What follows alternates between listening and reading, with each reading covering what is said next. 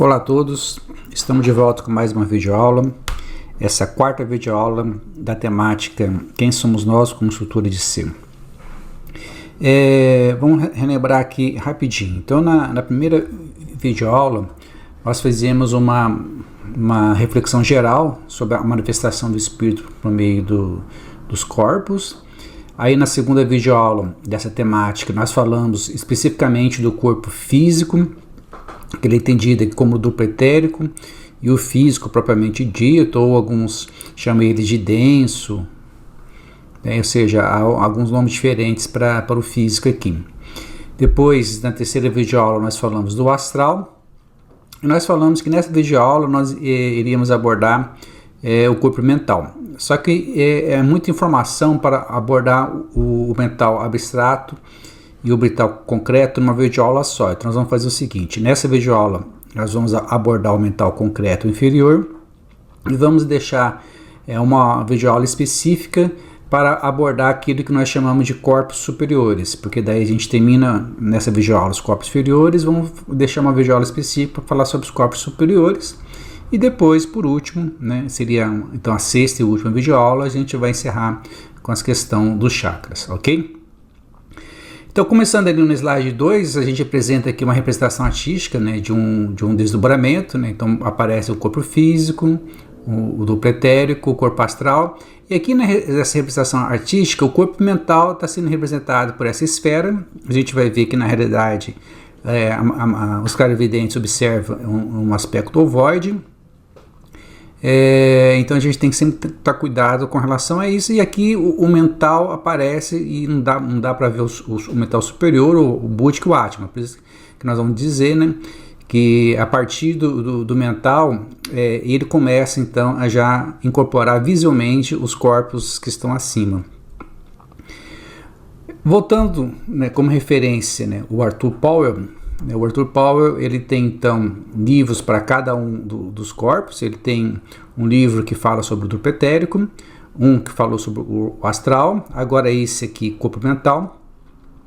E interessante o seguinte: muita literatura diferencia o mental concreto e o mental abstrato, simplesmente chamando o concreto inferior de mental e chamando o abstrato de causal. Então o Powell vai ter um outro livro que a gente vai ver na próxima videoaula que chama o corpo causal, tá? Relembrando aqui o que o Powell disse, é que o corpo mental também é dividido em 4 subdivisões de matéria, em que as matérias mais densas, que vibram menos, compõem então o mental inferior, tá? Vamos chamar de mental 1, 2, 3 e 4. E aquelas menos densas, o que vibra mais, compõem o mental superior. Isso quer dizer que aquelas emoções, sentimentos e desejos mais primitivos estão conectadas diretamente ali, então, com a mental inferior, porque é onde essa ressonância seria mais forte. E aqueles desejos, sentimentos, emoções mais espiritualizados, digamos assim, mais altruísticas, altruístas, estaria então relacionado com o mental superior, porque é a matéria que seria mais suscetível a esse tipo de interação, tá? Então fica aqui então o astral inferior se ligaria com o mental inferior e o astral superior se ligaria com o mental superior. Mas vamos continuar então com o slide 4. Aí no slide 4 há uma representação artística mais próxima daquilo que a gente vê na literatura, tá? Então nessa representação artística mostra aqui então o corpo denso, o corpo físico propriamente dito, e depois o duplo etérico, que nós vimos aí que ele fica em média 6 milímetros acima do corpo denso. Depois mostra aqui o corpo astral, nós vimos que ele fica em média de 50 a 60 centímetros afastado. E aqui ele mostra o mental inferior no formato ovoide, e o mental superior, que é o máximo que se pode se ver ali, também no formato ovoide. Então aqui, nessas informações que o Paulo está trazendo aqui nesse slide, ele fala que o corpo, devido à atração do corpo denso, a maior parte dos outros corpos, o astral, o etérico e o mental, fica dentro do corpo denso, tá?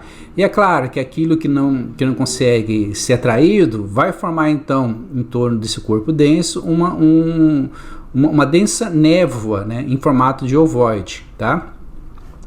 E ele fala também que as partículas do corpo mental estão incessantemente em movimento. Claro, se já era assim no astral, no mental, mais ainda porque ele tem uma densidade menor, então tem partículas menores e a tendência delas então é vibrar bem mais, tá?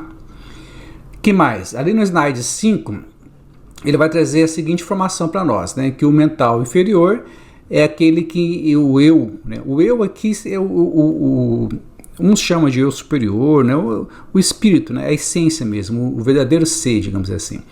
É através do qual o eu se manifesta e se expressa com o intelecto concreto. O que quer dizer isso? Quer dizer que aqueles pensamentos mais concretos, eles serão mais fáceis de colocar a matérias, né? Aquelas 4 tipos de matérias do mental inferior em ressonância e em vibração, né? O que seria intelecto concreto? São pensamentos em que você está preso ainda aos sentidos. Você pensa sobre algo que você vê, que você ouve, que você cheira, que você experimenta, né?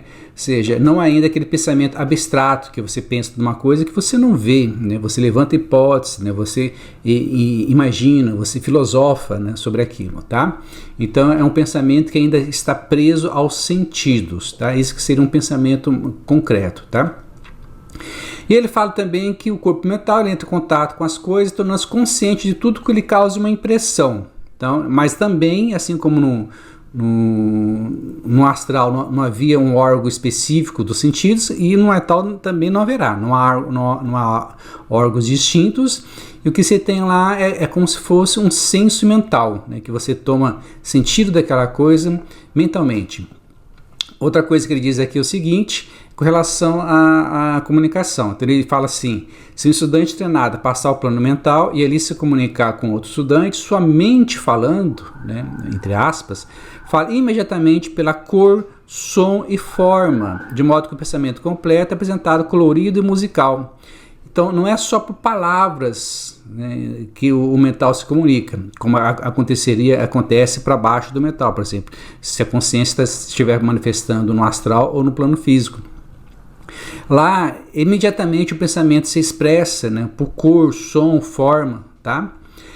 Agora, isso não quer dizer que a mente pense uma cor, um som, uma forma. Ela pensa o pensamento, tá? E essa complexa vibração de matéria mental, esse pensamento, ela se expressa de todas essas maneiras pelas vibrações que estabelece.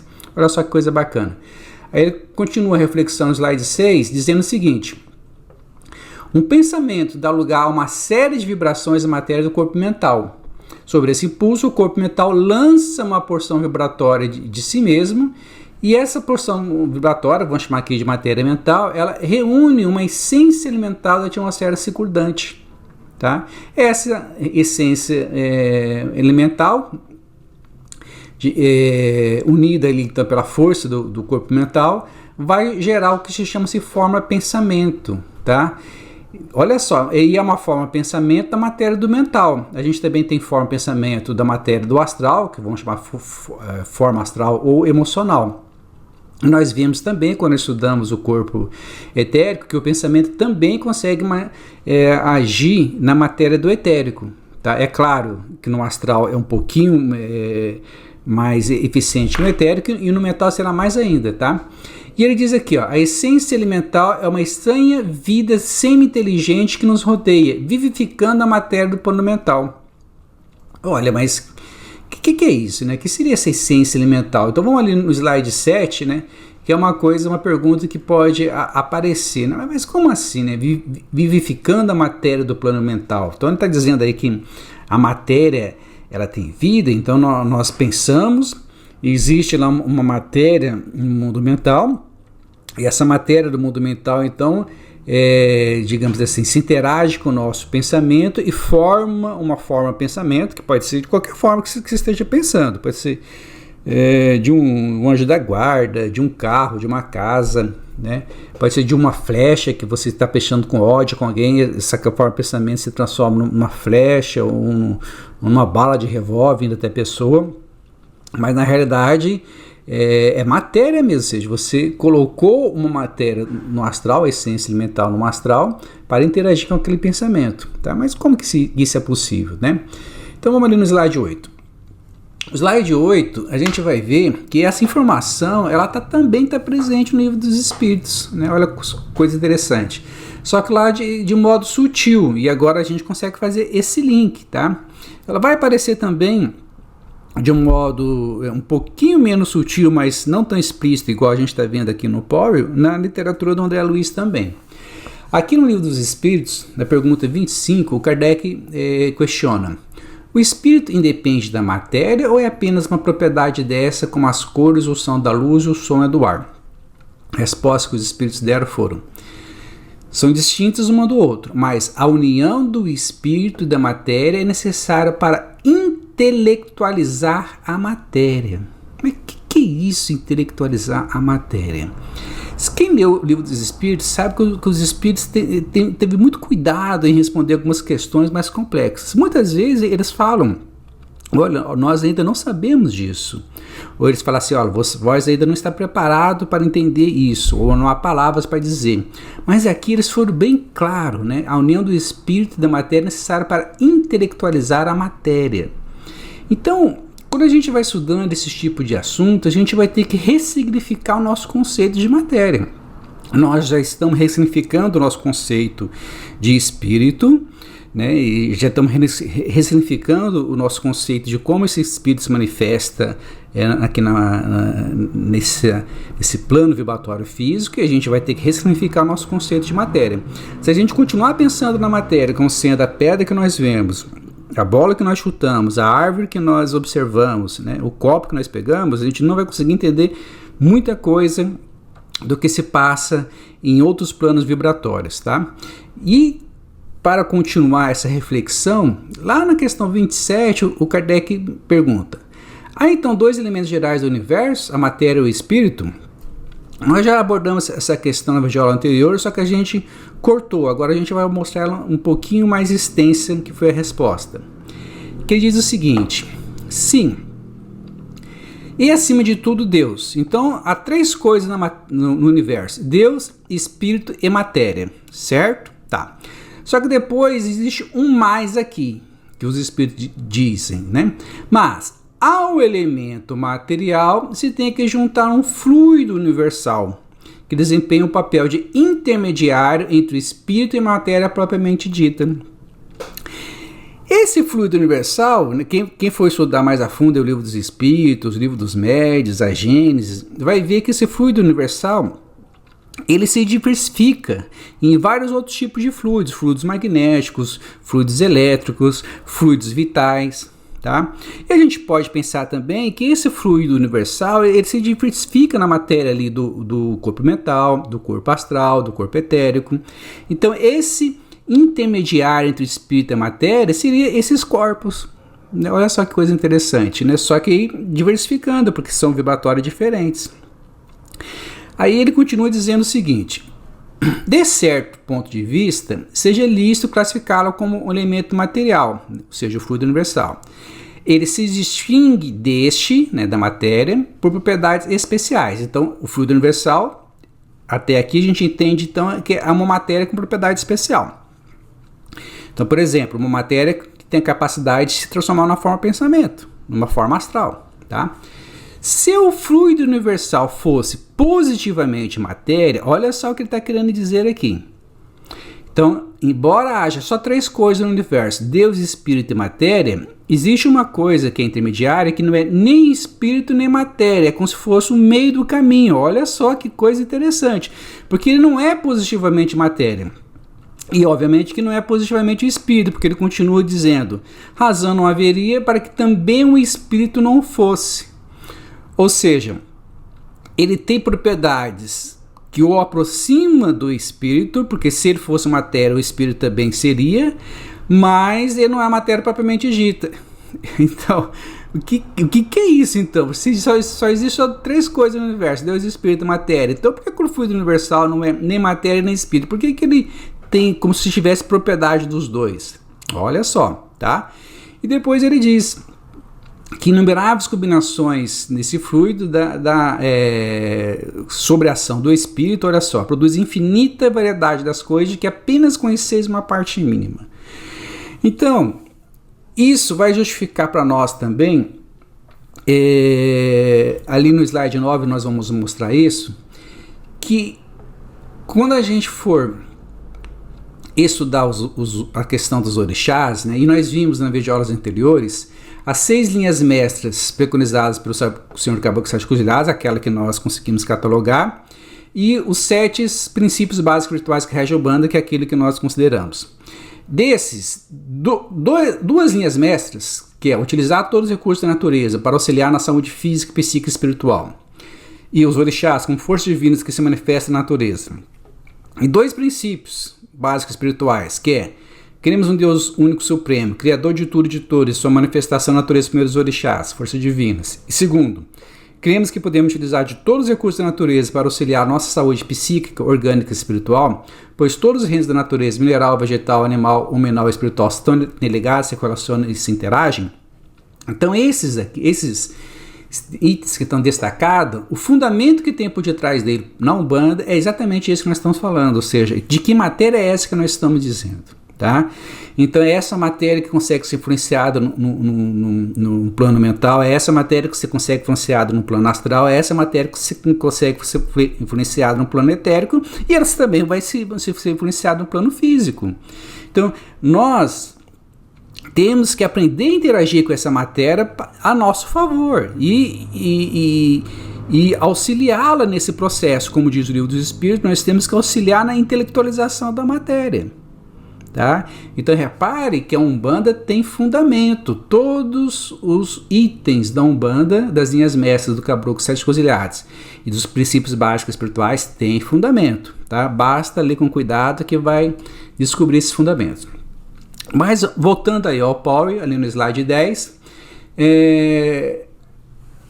uma das principais então, funções do mental inferior é auxiliar então no controle dos desejos mais primitivos, mais, digamos assim, animais, mais egoísticos, né? Desejos, emoções, sentimentos que estão ali no corpo astral, né? Então o corpo mental, ele está mais próximo ali do mental do búdico átmico, né? Recebendo a energia do búdico átmico. E se a gente for então aprimorando esses desejos, controlando esses desejos por meio da razão, no mental inferior por meio de uma razão mais concreta e no superior por uma razão mais abstrata, a gente vai então ajudando na evolução do astral e vai ajudando também na evolução do mental inferior, tá?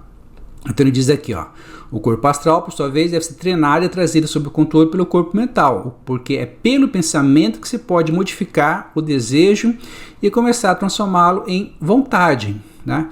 Então, aqui seriam os desejos mais primitivos, mais egoísticos, que é aquilo que você se interessa pelo que está no externo. A vontade é aquela vontade mais impessoal, mais espiritual, ou seja, é o desejo por aquilo que está interno. Então, a gente utiliza do mental superior, né, e inferior para fazer essa transformação, tá? Então ele termina dizendo: se portanto um homem quiser ter um corpo mental forte, bem vitalizado, ativo, apto a captar os mais altos pensamentos a ele apresentados, deve trabalhar continuamente para ter um modo de pensar correto, ou seja, é um exercício diário esse processo. Aí no slide 11, né, ele diz que não exercitando isso diariamente, o homem cai na indisciplina da imaginação.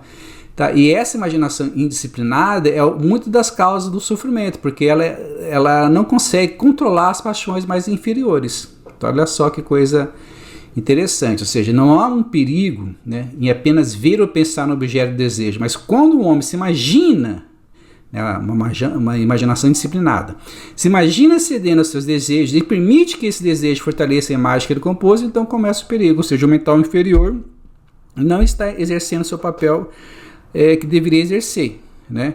Ele não exercendo o seu papel que deveria exercer, ele não vai receber influência nem do mental superior e nem vai receber influência do búdico e do átmico. Então vai estar tudo descontrolado e o homem vai estar agindo totalmente pelos seus instintos e pelo automatismo e vai estacionar na sua evolução, porque vai cometer novos erros e vai cometer os mesmos erros de sempre, ou seja, tem que ficar atento a esse processo.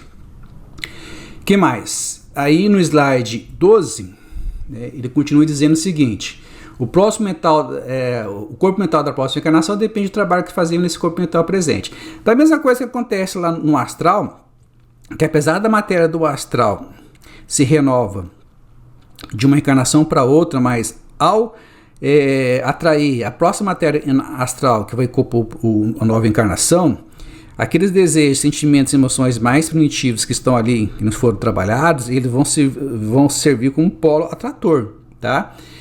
Aqui vai acontecer a mesma coisa com o mental inferior. Vai renovar essa matéria, mas não vai vir coisa assim totalmente diferente do que era antes, não, tá? Vai contabilizar, obviamente, a evolução que houve ali no mundo astral. E se o espírito souber trabalhar, estudar no mundo astral, né, ele consegue atingir uma certa evolução lá. E essa evolução, aí sim, vai trazer um mental um pouquinho melhor, tá? Mas não há um salto miraculoso, né? E quando encarnado, uma coisa que ajuda bastante então no desenvolvimento desse mental inferior é a meditação, estudo tranquilo, tá? Constante e sucessivo, isso é um hábito de meditação e de estudo, dirigindo para assuntos não mundanos. Porque quando você faz isso, você trabalha mais no mental abstrato. Então uma maneira de você aprimorar o mental concreto é você trabalhar mais no mental abstrato, porque daí você vai agir mais na matéria mental superior. E obviamente que isso vai ter uma ressonância no mental inferior, vai ter ressonância no astral, ou seja, todos os corpos que estiverem abaixo, tá? O que mais? Vamos ver no slide 13. Agora indo para a Ana Bessan, a Ana Bessan continua com essa reflexão do Pearl, né, no sentido do exercício contínuo das faculdades mentais, e ela traz uma outra coisa aqui que ajuda nesse processo, que é o desenvolvimento do poder artístico e das emoções elevadas. Então, trabalhar com arte, uma arte positiva, né, uma arte que eleva espiritualmente o sujeito e com emoções elevadas, tudo isso ajuda no mental inferior. Tá? E ela fala que se isso não acontecer, se esse hábito não for criado, vida após vida, então nenhuma modificação vai ser produzida no mental inferior. Tá? Então só exercendo a própria inteligência de modo produtivo é que e com esforço contínuo é que essa evolução verdadeiramente segue o seu caminho. Bom, é isso que nós queríamos abordar nessa videoaula. Então, a próxima videoaula nossa, que será então a quinta videoaula dessa temática, a gente vai falar então dos corpos superiores, né, o mental superior, o mental causal, que geralmente é conhecido, o corpo búdico, o Budi, né, o corpo átmico ou Atma. E a gente então encerra essas reflexões sobre corpos e ficaria então mais uma videoaula sobre os chakras para encerrar essa temática, quem somos nós como estrutura de ser. Ok? Então, até a próxima.